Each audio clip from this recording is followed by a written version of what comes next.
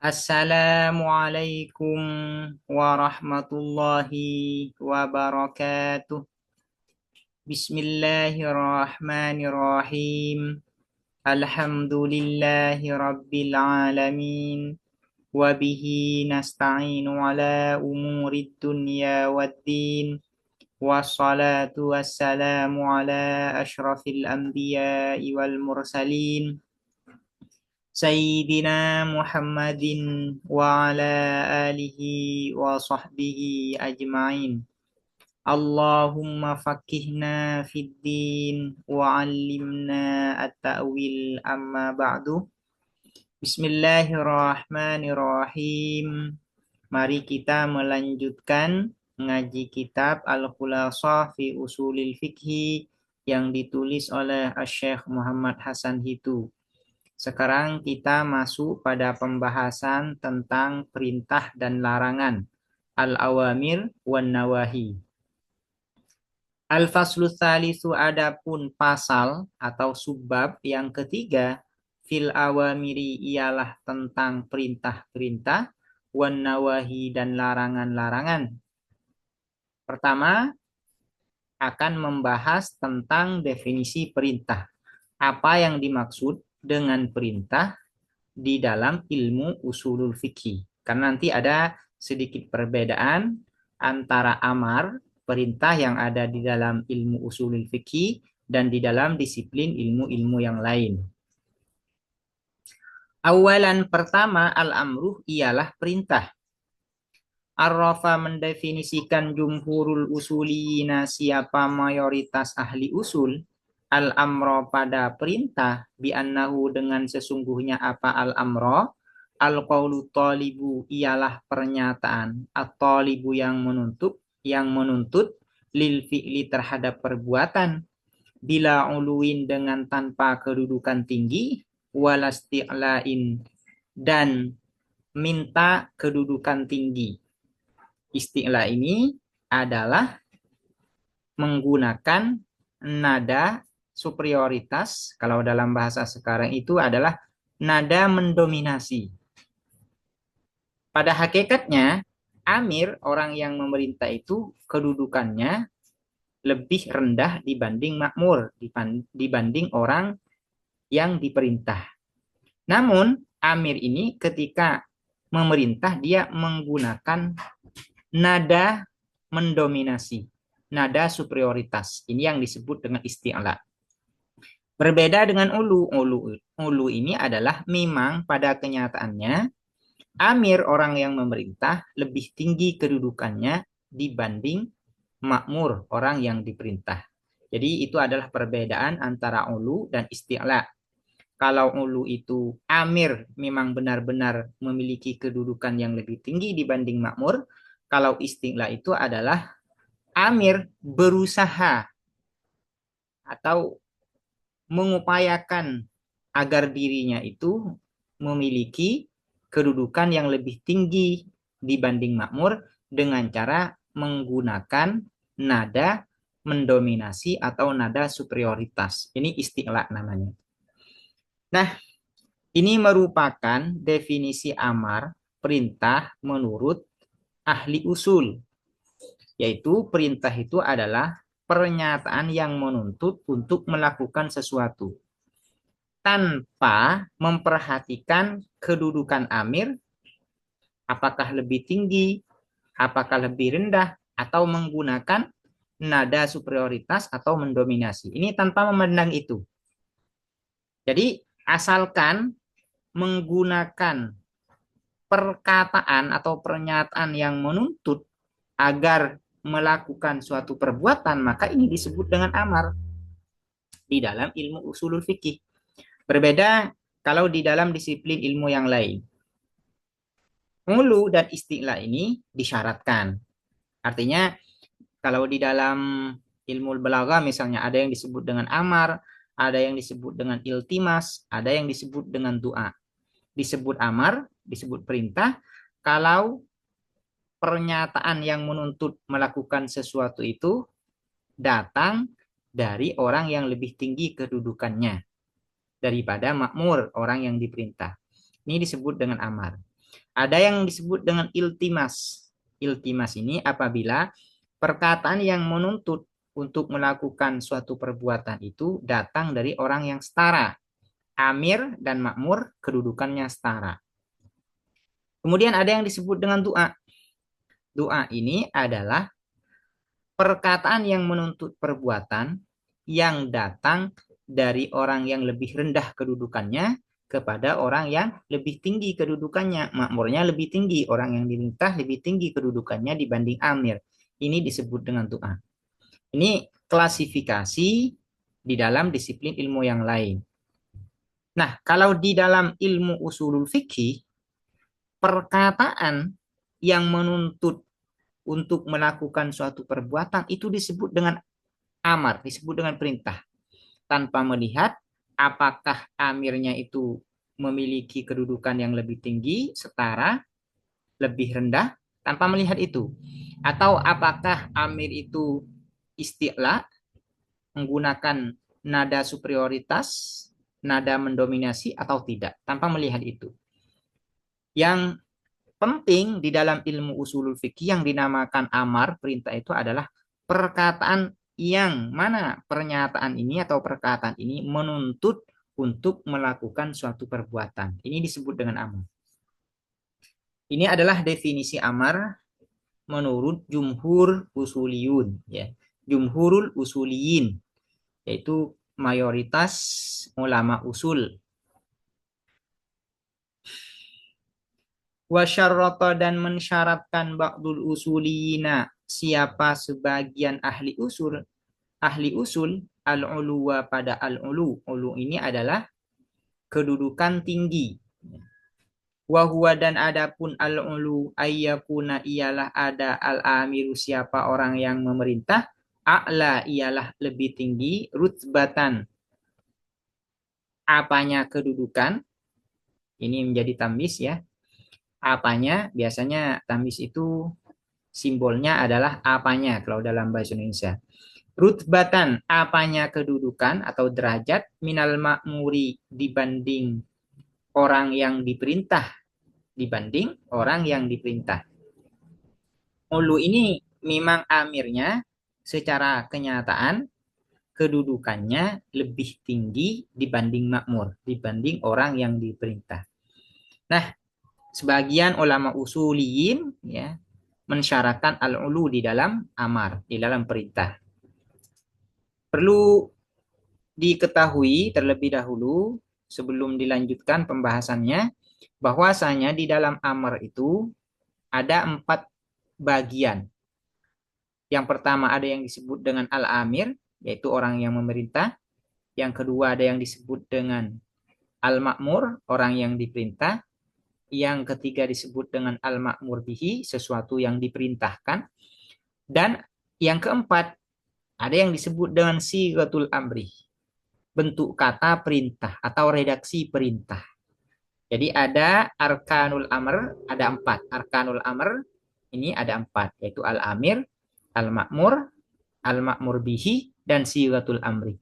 Nah, 4 rukun ini di dalam amar akan dijumpai di dalam pembahasan-pembahasan berikutnya. Karena itu ini penting disampaikan di awal terkait arkanul amri ini.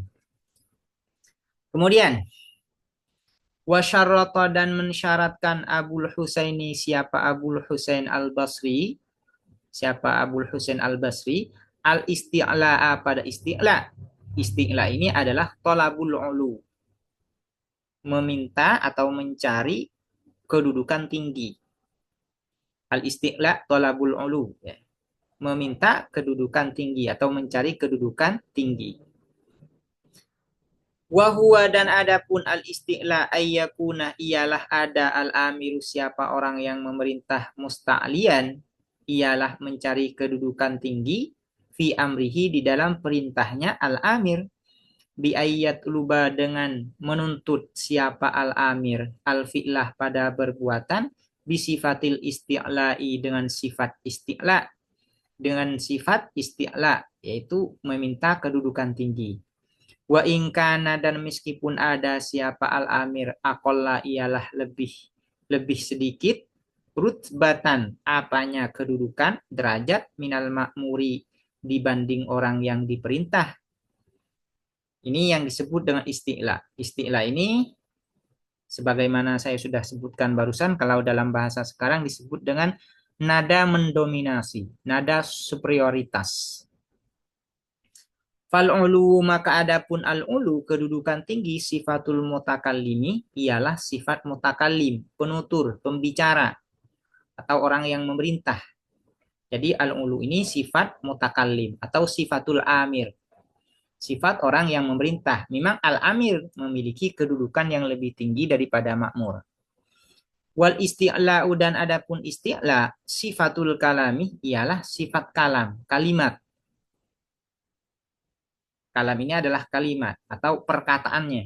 Nah, isti'la ini adalah sifat dari perkataan yang diucapkan oleh amir.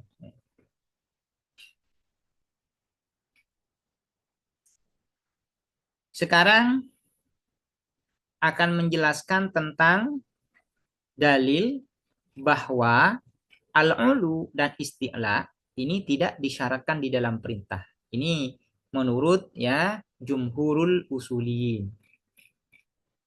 Wa mimma dan ialah sebagian di antara sesuatu ya dulu yang menunjukkan apa ma ala adam ishtiratihima atas tiada disyaratkan keduanya al-ulu wal isti'la. Qauluhu ta'ala adapun firman Allah ta'ala maha luhur siapa Allah. Hikayatan dalam keadaan mengisahkan, menghikayatkan, mengisahkan an Fir'auna tentang Fir'aun lihasyatihi terhadap para pengikutnya Fir'aun, terhadap para pengikutnya Fir'aun. Famadza ta'murun maka apa ta'muruna memerintah kalian. Ini merupakan ayat Al-Qur'an. Allah berkata di dalam atau berfirman di dalam Al-Qur'an mengisahkan perkataan para pengikut Fir'aun ya. Ini famadza ta'murun mengisahkan perkataan Fir'aun terhadap para pengikutnya. Famadza ta'murun maka apa yang kalian perintahkan. Fasamma maka menamai siapa Allah kalamahum terhadap perkataan atau terhadap kalimat atau perkataan hasyah amron terhadap perintah wahum dan adapun hasyah aqallu ialah lebih sedikit lebih rendah minhu dari Fir'aun rutbatan apanya kedudukan atau derajat.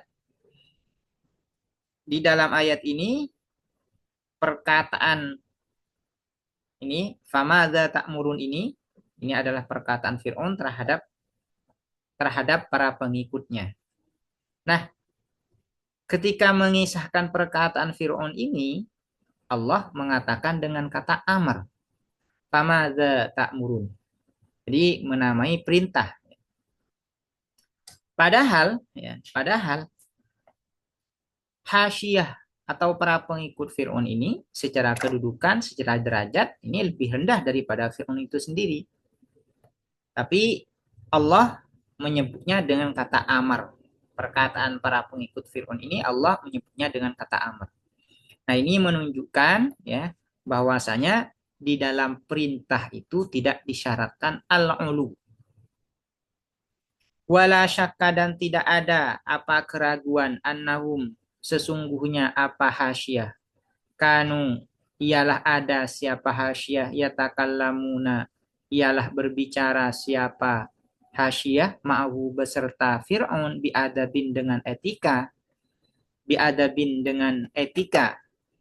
dunasti'lain tanpa isti'la tanpa mencari kedudukan tinggi isti'la atau tanpa nada mendominasi atau nada superioritas.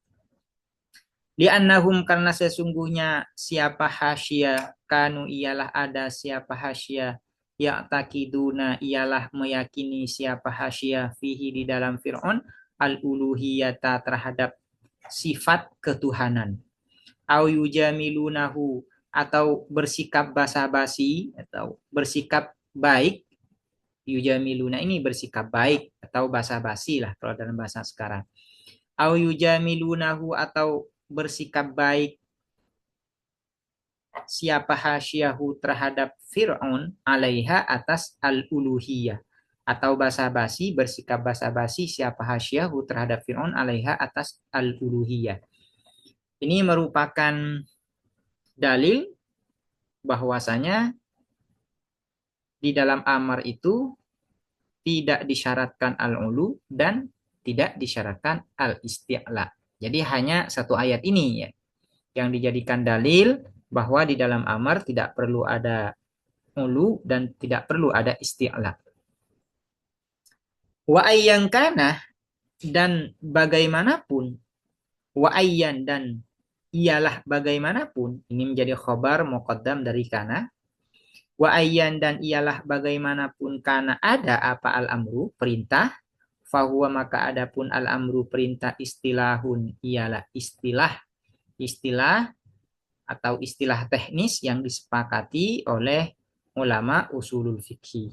Bagaimanapun bentuknya, amar itu adalah istilah teknis yang disepakati oleh ulama usulul fikih. Jadi tidak perlu pusing ya dengan apakah disyaratkan ulu atau disyaratkan isti'la atau tidak disyaratkan ulu atau tidak disyaratkan isti'la. Itu hanya mujarradu istilah, hanya semata-mata istilah. Wa misalul amri dan adapun contoh perintah qauluhu ta'ala ialah firman Allah ta'ala maha luhur siapa Allah, yaitu aqimus shalah, aqimu mendirikanlah kalian as-shalata pada salat. Fahuwa maka adapun qauluhu ta'ala aqimus shalah, talabun ialah tuntutan li fi'liha untuk melakukan salat. Maka aqimus shalah ini disebut dengan amar. Kenapa? Karena aqimus shalah ini merupakan perkataan atau pernyataan yang menuntut agar melakukan sholat. Maka aqimus shalah ini disebut dengan amar. Kemudian sighatul amri, bentuk kata perintah. Bentuk kata perintah atau redaksi perintah. Sighatul amri ialah bentuk kata perintah atau redaksi perintah. Wasighatu dan adapun bentuk kata atau redaksi ad-dallatu yang menunjukkan alal amri atas perintah, hiya as-sighatud dallah alal amri, if'al ialah if'al atau uf'ul. Yang penting ini yang dimaksud adalah fi'lul amri, fi'il amar. Nahu qaulihi ta'ala ialah seperti firman Allah Ta'ala maha luhur siapa Allah, aqimis shalah, aqimis sholata, mendirikanlah kamu as-sholata pada salat. Jadi redaksi perintah yang pertama itu adalah fi'il amar. Contohnya adalah aqimis shalah. Di sini ada kata akim. Akim ini adalah fi'il amar. Selanjutnya wal fi'lul mudhari'u dan juga fi'il mudhari', wal fi'lul mudhari'u dan fi'il mudhari' al muqtarinu yang bersamaan bila mil amri dengan lamul amri, bila mil amri dengan lamul amri, artinya lam yang menunjukkan pada makna perintah, yaitu liyaf'al. Nah, liyaf'al. Nahu qaulihi ialah seumpama atau seperti firman Allah Ta'ala maha luhur siapa Allah, liyumfik, hendak memberi nafkah, zu sa'atin, siapa orang yang memiliki kelapangan, min sa'atihi, dari kelapangannya, zu sa'ah. Di sini ada kata liyumfik. Liyumfik ini adalah fi'il mudhari' yang disertai dengan lamul amri. Maka ini termasuk bagian dari sighatul amri. Kemudian wasmu fi'lil amri dan isim fi'il amar. Contohnya fi'ali, ya, fi'ali. Wazan fi'ali. Nahu qaulihim ialah seperti perkataan ulama. Nahu qaulihim ialah seumpama perkataan ulama. Nazali, lafadz nazali bimakna inzil, dengan makna inzil, turunlah kamu. Inzil ini artinya turunlah kamu. Nah, termasuk dari sighatul amri ini adalah ismu fi'lil amri. Jadi ada 3 sigatul amri yang disebutkan oleh musonif di dalam kitab ini, yaitu adalah yang pertama fi'il amar, yang kedua fi'lul mudhari, yang disertai dengan lamul amri, dan yang ketiga adalah isim fi'il amar. Dan ada satu lagi biasanya yang disebutkan, apa itu? Al-masdar an-naibu anil fi'li. Yaitu masdar yang menggantikan posisi fi'il amar. Misalnya wabil walidaini ihsanan. Ihsanan ini masdar. Cuman ihsanan ini mengganti posisi dari fi'il amarnya, yaitu fa'ahsinu, ay ahsinu. Wabil walidaini ihsanan ay ahsinu. Seperti itu ya. Jadi termasuk bagian dari sigatul amri adalah masdar yang mengganti posisi fi'il amar. Di sini hanya disebutkan 3, cuman yang masyhur biasanya ada 4. Sebagaimana sudah saya jelaskan barusan. Demikian, semoga dapat dipahami dan bermanfaat. Assalamualaikum warahmatullahi wabarakatuh.